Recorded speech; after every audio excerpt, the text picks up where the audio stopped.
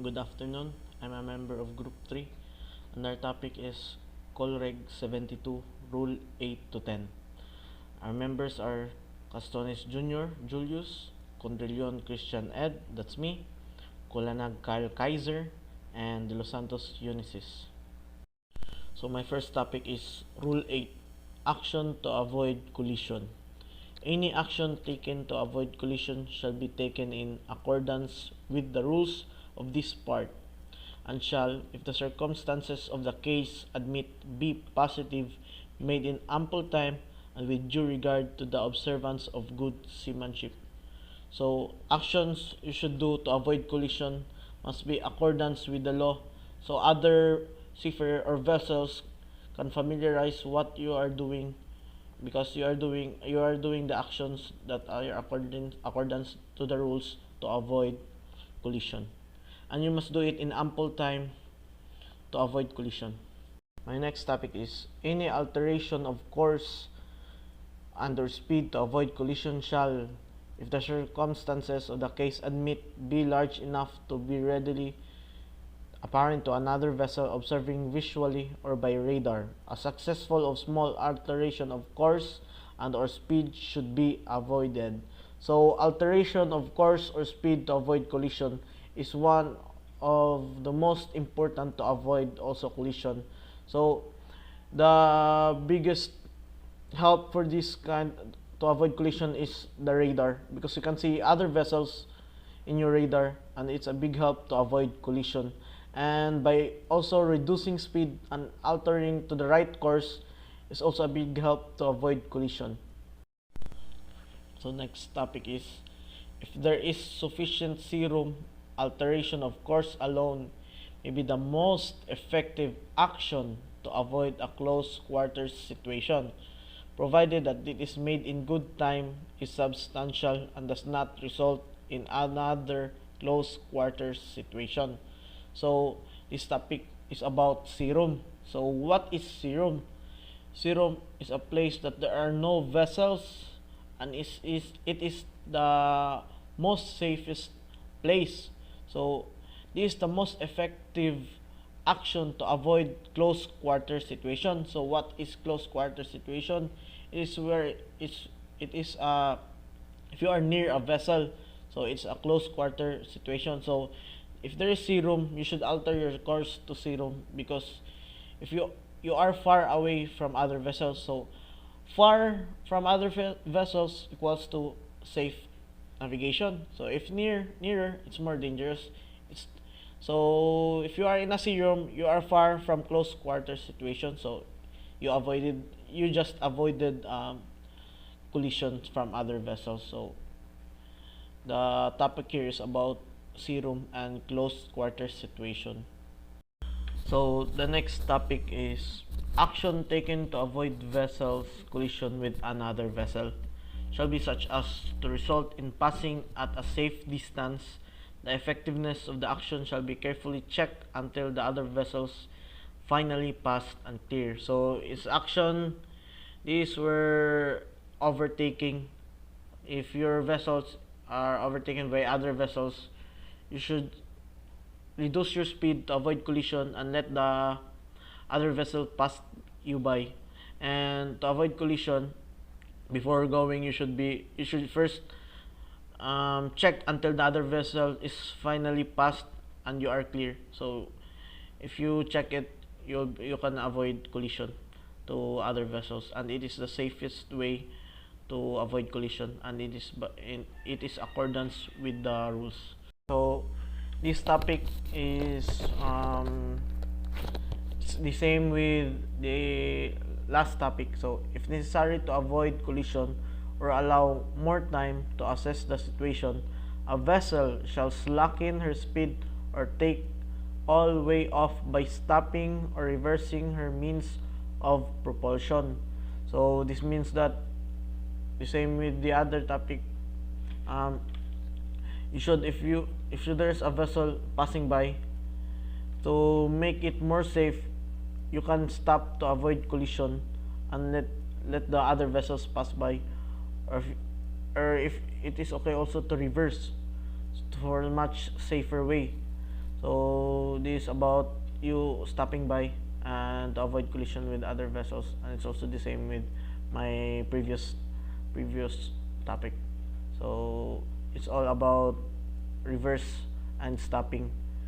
It's also accordance with the rules, so you are avoiding collision.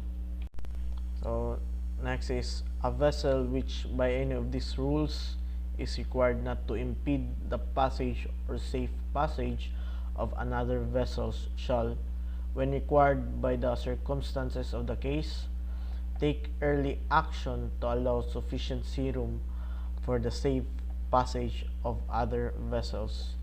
So this is also an important note. So is still about sea room. So you should give way to passing ships, passing vessels to have a safe passage. So you should not impede other vessels. You should give way for them to have a safe passage, and you should give way to have them a sea room. Because if there's a sea room, there's a big chance to avoid collision. So this why sea room is important in accordance with the rules, because if there's sea room, there's you are not near to other vessels, so there's no close encounter to other vessels, so it means you just avoided collision. That is all, sir. This is the Cadet Condrillon Christian Ed. Colreg 72, Rule 9, Narrow Channel. This rule does not relieve the overtaking vessel of her obligation under Rule 13.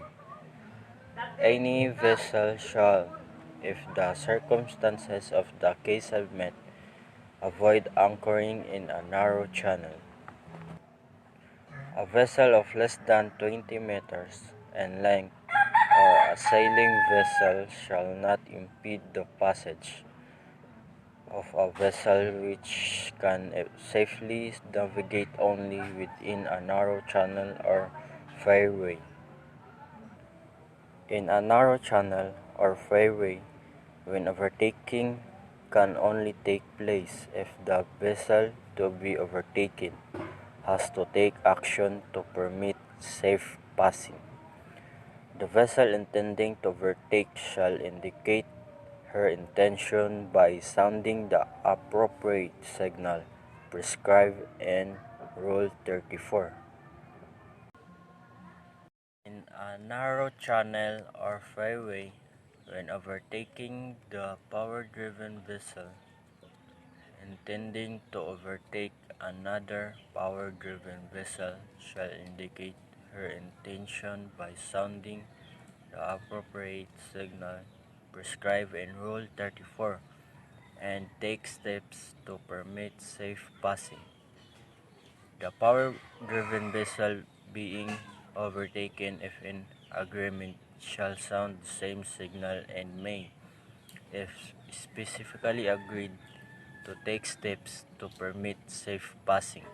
If in doubt, she shall sound the signal prescribed in Rule 34. A vessel proceeding along the course of a narrow channel or fairway shall keep as near to the out limit of the channel or fairway, which lies on her starboard side, as is safe and practicable. When approaching a narrow channel, you must stay to the starboard side and, using a prolonged blast, announce your approach to vessels that may be around the bend.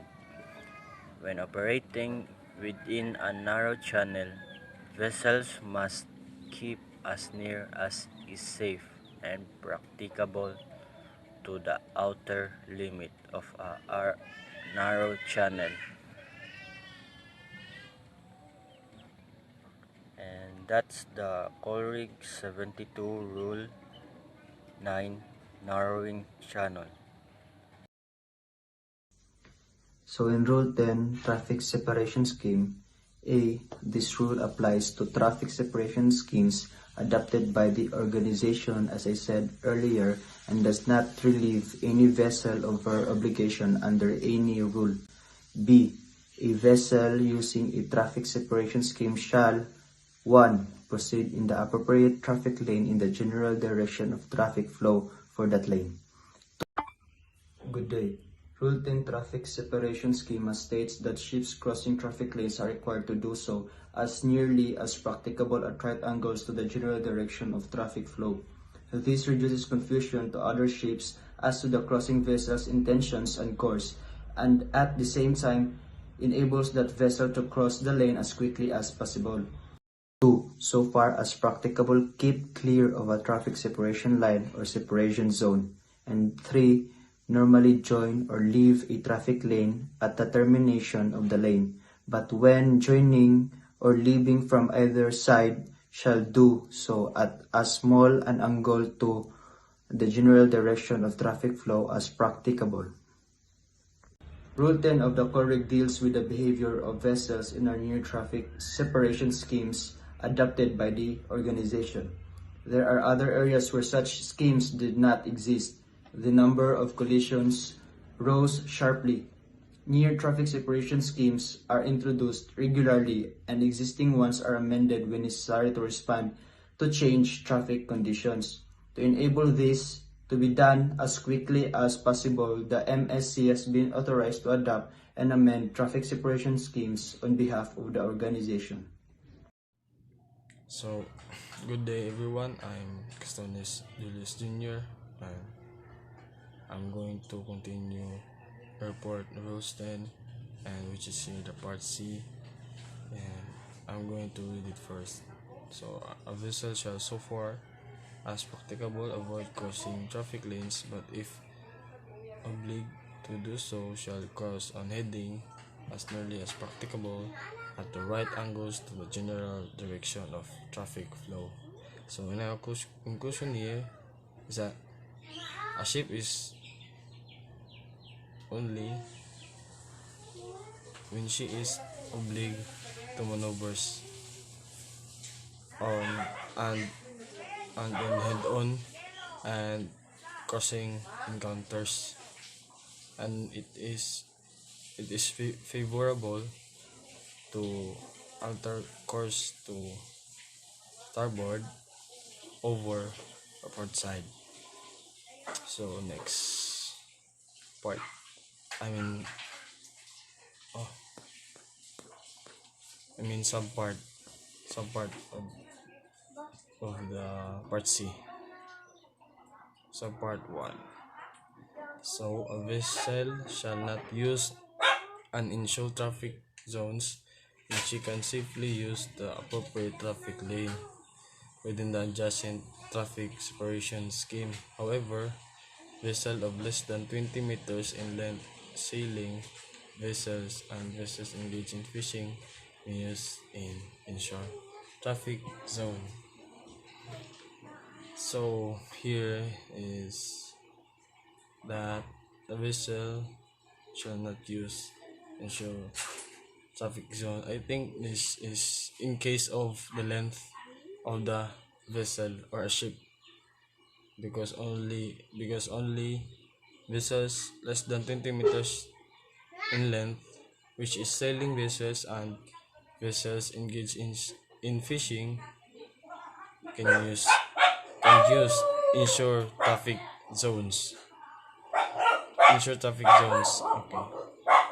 So I think traffic zones, inshore traffic zone is the outside of um the traffic lane. So the next part, subpart 2, notwithstanding sub paragraph D 1. So a vessel may use an inshore traffic zone when en route to or from a port of installation or through. I think this applies to A ship is a ship when it's less than 20 meters in length, which is the fishing vessels. And That's all for our report, sir.